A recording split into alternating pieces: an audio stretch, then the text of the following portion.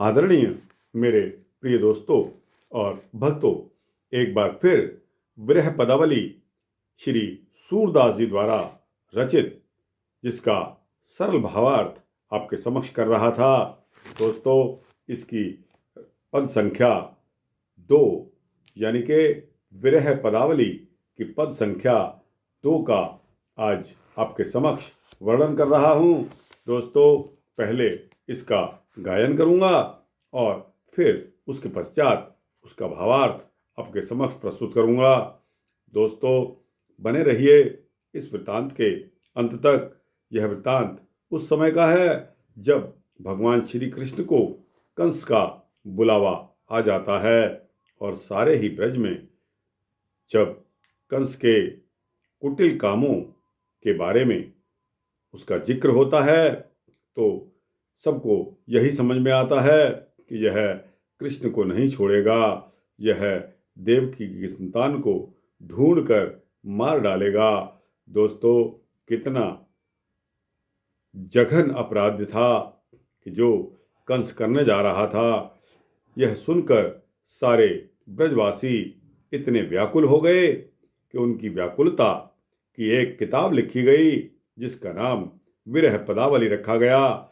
और दोस्तों, सूरदास जी, जिनको कि आप सभी जानते हैं कि उनको आँखों से दिखता नहीं था, उसके पश्चात भी ऊपर वाले ने उनको दिव्य दृष्टि दी और इस प्रकार की दृष्टि दी कि उनके पद आज भी इतनी गंभीरता से गाए जाते हैं, इतनी दिल से गाए जाते हैं कि जिनका वर्णन करना एक आम आदमी की बात नहीं है।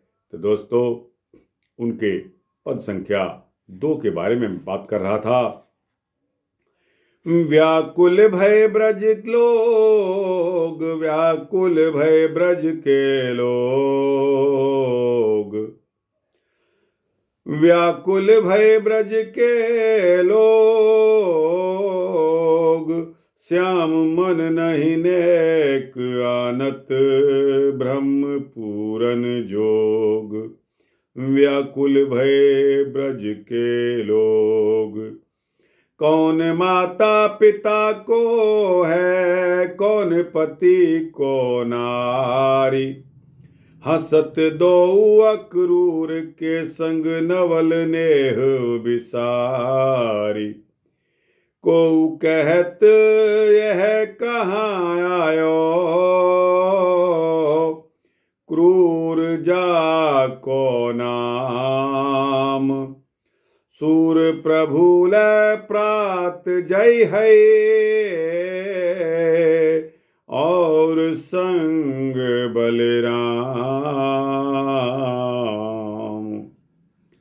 भक्तों, जब क्रूर कंस का बुलावा आया तो सूरदास जी कहते हैं कि सुबह होते ही बलराम जी को साथ लेकर श्री कृष्ण चल पड़े। उनके दिमाग में हंसते हुए अक्रूर जी से वो बात करते रहे और कौन माता जी हैं, कौन पिताजी हैं, कौन पति है और कौन नारी है, श्याम मन नहीं नैक आनत। उनके मन में इस बात का जरा भी किंचित मात्र भी ध्यान नहीं आया। ब्रह्म पूरन जोग, जो कि पूर्ण परमात्मा हैं, इसका डिटेल में अर्थ करते हैं कि ब्रज के लोग उस समय व्याकुल हो गए जब श्याम सुंदर, जो कि परिपूर्ण परमात्मा ब्रह्म एवं योगी हैं, अपने मन में इनकी व्याकुलता पर तनिक भी विचार नहीं करना, तनिक भी अपने मन में व्याकुलता का विचार नहीं लाते, उनकी व्याकुलता पर ध्यान नहीं देते। भला इनकी कौन माता है, कौन पिता है, कौन स्वामी है और कौन स्त्री है। ये दोनों भाई व्रज के नित्य नवीन प्रेम को भूलकर अक्रूर जी के साथ हंस रहे हैं। कोई कहता है यह क्यों आ गया है जिसका नाम अक्रूर नहीं बल्कि क्रूर है, क्योंकि क्रूर व्यक्ति ही ऐसा जघन्य अपराध कर सकता है जो कि श्री कृष्ण को यहाँ से बुलाकर कंस के हवाले कर देगा और कंस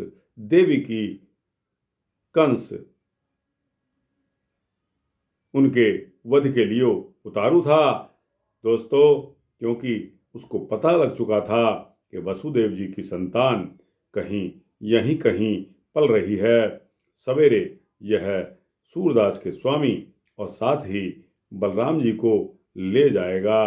तो दोस्तों, यह व्याकुल भय ब्रज के लोग, श्याम मन नहीं नैक आनत, ब्रह्म पूरन जोग, यह दूसरी पदावली यहाँ विरह पदावली के, जो कि गीता प्रेस गोरखपुर द्वारा प्रकाशित है, आपके समक्ष इसका भावार्थ किया।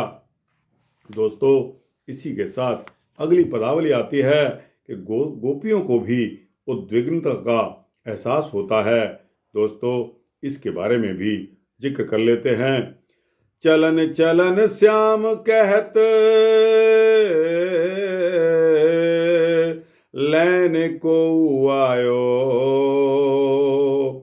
नंद भवने भनक सुनी, कंस कह पठायो, ब्रज की नारी ग्रह बिसारी, व्याकुल उठी धाई, ब्रज की नारी ग्रह बिसारी, व्याकुल उठ धाई, समाचार बूझन को आतुर हुए आई, प्रीति जानी हेत मानी बिलख बदन ठाड़ी, मानो वै अति विचित्र चित्र लिखी काढ़ी, ऐसी गति ठौर ठौर कहत ना बनी आवे, सूर श्याम बिछुरे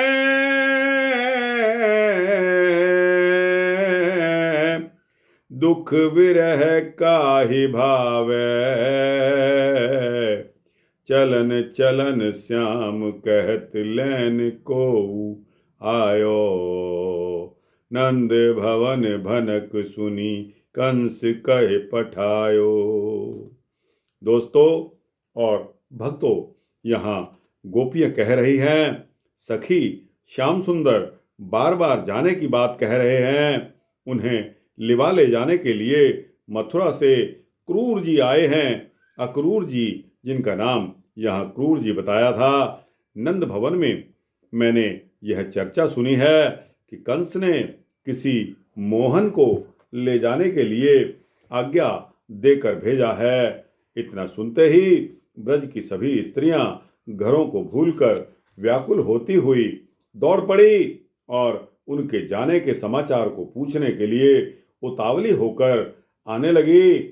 मोहन का प्रेम समझकर, उस प्रेम का सम्मान करते हुए म्लान मुखों में इस प्रकार खड़ी रह गई कि मानो वे अत्यंत विचित्र चित्र में चित्रित हो गई हैं। यही दशा ब्रज में स्थान स्थान पर दिखाई दे रही है, जिसका वर्णन करते ही नहीं बनता। भक्त कवि सूरदास जी कहते हैं कि श्याम सुंदर के पृथक होने पर वियोग दुख किसे प्रिय हो सकता है। दोस्तों, आपके समक्ष आपका एक प्रियजन अगर आपसे जुदा हो जाता है, आपसे दूर चला जाता है, आपसे उसका मिलन फिर नहीं होता, तो दोस्तों यह किसको प्रिय हो सकता है। लेकिन यहाँ तो परिपूर्ण परमात्मा ब्रह्म का सवाल है, उस जय श्री हरि विष्णु जी का सवाल है, जो हमसे अलग होकर जा रहे हैं। तो दोस्तों, ऐसी घड़ी में किसको अच्छा लगता है, ऐसे किसको प्रिय लग सकता है, आप खुद इसका अंदाजा लगा सकते हैं। दोस्तों, यह विरह पदावली संख्या 2 और 3 मैंने आपको गायन करके इसका भावार्थ आपके समक्ष रखा। आपको अच्छा लगा हो तो इसको लाइक और शेयर अवश्य करिए, अपने दोस्तों, भक्तों, मित्रों, जिज्ञासुओं को पहुंचाइए। और दोस्तों, कमेंट्स बॉक्स में जाकर कुछ ना कुछ कमेंट्स अवश्य दीजिए। दोस्तों, अगर आपको यह वृतांत अच्छा भी लगा है तो जय श्री हरि, जय श्री कृष्ण, जय श्री राधे कृष्णा इत्यादि लिखकर आप मुझे ऑब्लाइज कर सकते हैं।